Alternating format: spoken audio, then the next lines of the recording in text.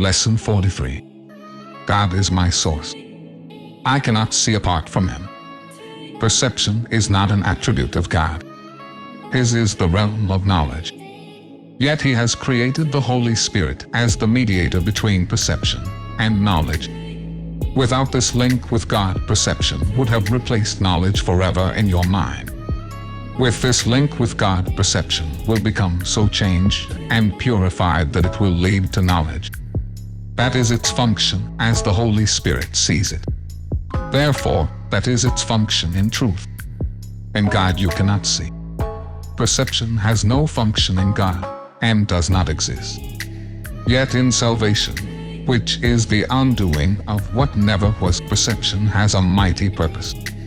Made by the Son of God for an unholy purpose, it must become the means for the restoration of His holiness to His awareness. Perception has no meaning.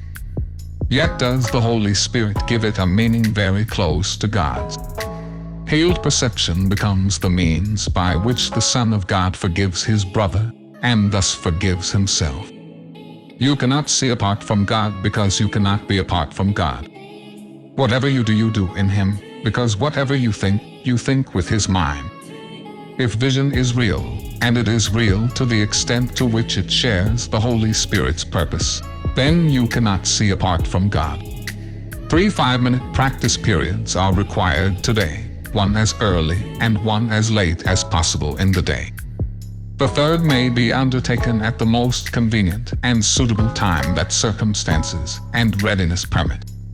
At the beginning of these practice periods, repeat the idea for today to yourself with eyes open.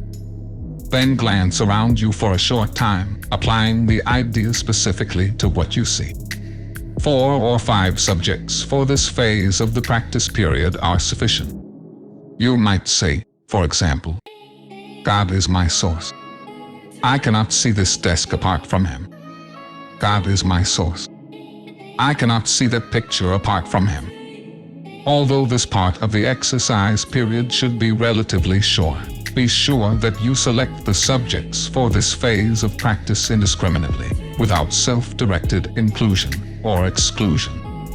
For the second and longer phase, close your eyes, repeat today's idea again, and then let whatever relevant thoughts occur to you add to the idea in your own personal way.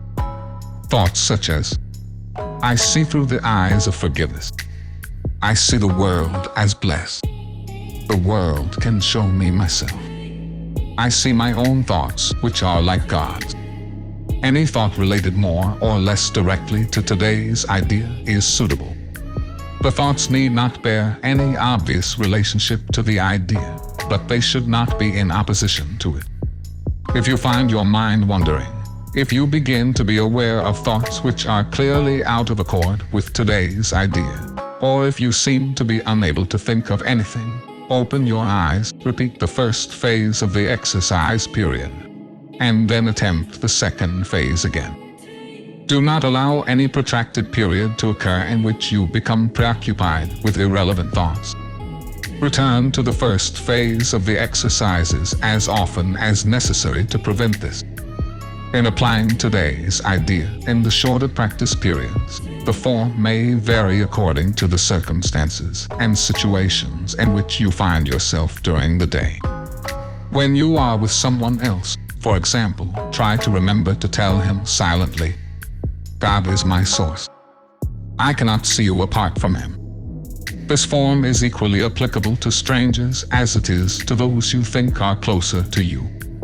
In fact, try not to make distinctions of this kind at all. Today's idea should also be applied throughout the day to various situations and events that may occur, particularly to those which seem to distress you in any way. For this purpose, apply the idea in this form. God is my source. I cannot see this apart from Him.